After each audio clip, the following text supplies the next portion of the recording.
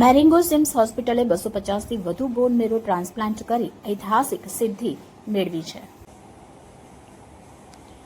મેરિંગો seems hospital ગર્વ અનુભવે છે કે તેણે 250થી વધુ સફળ બોન મેરો ટ્રાન્સપ્લાન્ટ સફળતાપૂર્વક કરીને એક ઐતિહાસિક સિદ્ધિ મેળવી છે. આ ઉપલબ્ધિ હેમેટોલોજી, ટ્રાન્સપ્લાન્ટ સેવાઓ અને તમામ વિશેષ ડિપાર્ટમેન્ટના સતત શ્રેષ્ઠતા પ્રત્યેની મજબૂત પ્રતિબદ્ધતાનું પ્રતિબિંબ છે. લોહી સંબંધિત ગંભીર બીમારીઓ, બ્લડ કેન્સર અને બોન મેરો ટ્રાન્સપ્લાન્ટના અદ્યતન સારવારમાં મેરિંગો સિમ્સ હોસ્પિટલને અગ્રણી સેન્ટર તરીકે માન્યતા પ્રાપ્ત થઈ રહી છે. 250થી વધુ સફળ ટ્રાન્સપ્લાન્ટ મેરિંગો સિમ્સ હોસ્પિટલના મલ્ટીડિસિપ્લિનરી ટીમ વર્કના ઉત્તમ ઉદાહરણ છે. ટી-સેલ એન્જિનિયરિંગ તથા એક્સ વિવો ડિપ્લેશન જેવી અદ્યતન પદ્ધતિઓનો ઉપયોગ કરીને ગ્રાફ્ટ વર્સસ હોસ્ટ ડિસીઝ જેવી જટિલતાઓનું જોખમ ઘટાડવામાં આવે છે. ડોક્ટર અંકિત જીતાણી, ડોક્ટર હેમંત મેઘાણી, ડોક્ટર કોમિલ પટેલ કન્સલ્ટન્ટ અને doctor R Shankaran unit medical ડિરેક્ટરે આ અંગે વિસ્તૃતમાં જાણકારી આપી હતી. Report Sanjeev Rajput, A to Z news, Ahmedabad. Good morning. મારું નામ ડોક્ટર કોમિલ પટેલ છે અને હું અહીંયા હિમેટો ઓન્કોલોજીસ્ટ અને બોન મેરો ટ્રાન્સપ્લાન્ટ સ્પેશિયાલિસ્ટ છું મેરિંગો સિમ્સ હોસ્પિટલ અમદાવાદમાં. બોન મેરો ટ્રાન્સપ્લાન્ટ બહુ પ્રકારના હોય છે કે જેમાં મેઇન બે પ્રકાર છે, એક ઓટોલોગસ અને એક એલોજેનિક. અને ઓટોલોગસ એટલે જેમ નામ કહે છે કે જેમાં ડોનરની જરૂર નથી પડતી, દર્દી પોતે જ પોતાનું ડોનર હોય છે અને જે માયલોમા અને લિમ્ફોમા નામની બીમારીમાં કરવામાં આવતું હોય છે.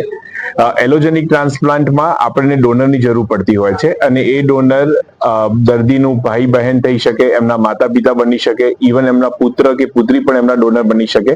અને જ્યારે આવા ડોનર અવેલેબલ ના હોય ત્યારે રજિસ્ટ્રીમાંથી પણ આપણે ડોનર માટેની તપાસ કરાવી અને ડોનરની વ્યવસ્થા કરી શકાય અને પછી બોન મેરો ટ્રાન્સપ્લાન્ટ કરી શકાતું હોય છે કે જે એલોજેનિક ટ્રાન્સપ્લાન્ટ છે.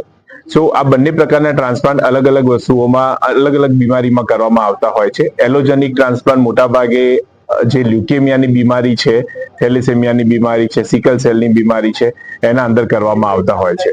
ટ્રાન્સપ્લાન્ટ હવે એક આપણા શહેરમાં અવેલેબલ થયેલી એક બહુ જ સરળ પ્રક્રિયા થઈ ગઈ છે કે જે પહેલા આપણા ત્યાં અવેલેબલ નહોતું અને જેના કારણે હવે આપણે આપણા દર્દીઓને અહીંયા જ આપણા શહેરમાં બહુ સારી સુવિધા આપી શકીએ છીએ કે જે 10 વર્ષ પહેલા પોસિબલ નથી.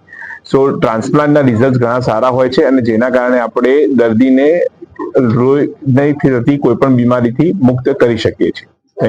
नमस्ते, मैं डॉक्टर अंकित जितानी, मैं मैरिंगो सिम्स हॉस्पिटल में कंसल्टेंट हिमेटोलॉजिस्ट और बोन मैरो ट्रांसप्लांट फिजिशियन हूँ. बोन मैरो ट्रांसप्लांट एक बहुत आधुनिक तरह का मेडिकल ट्रीटमेंट है. ये कोई सर्जरी नहीं होती और इसको किया जाता है विभिन्न तरह के ब्लड के कैंसर जिनको हम ल्यूकीमिया, लिम्फोमा और माइलोमा के नाम से जानते हैं, और साथ ही साथ कई सारे खून के जेनेटिक बीमारियां जैसे thalassaemia, sickle cell anaemia, bone marrow का सूख जाना यानी कि एप्लास्टिक एनीमिया, और वो सूख जाने की प्रक्रिया कई बार जेनेटिक भी होते हैं जैसे फैनकोनी एनीमिया, बीकेसी इत्यादि बीमारियां. इन सारे रोगों के लिए bone marrow transplant curative treatment की तरह से किया जाता है. बोन मैरो ट्रांसप्लांट की जर्नी लंबी, कॉम्प्लेक्स होती है. सही इलाज सही तरीके से सही डॉक्टर की निगरानी में की जाए तो सक्सेस का रेट आज के दिन बहुत अच्छा है. हिंदुस्तान के सक्सेस रेट विदेशों से मेल खाते हुए हैं. धन्यवाद.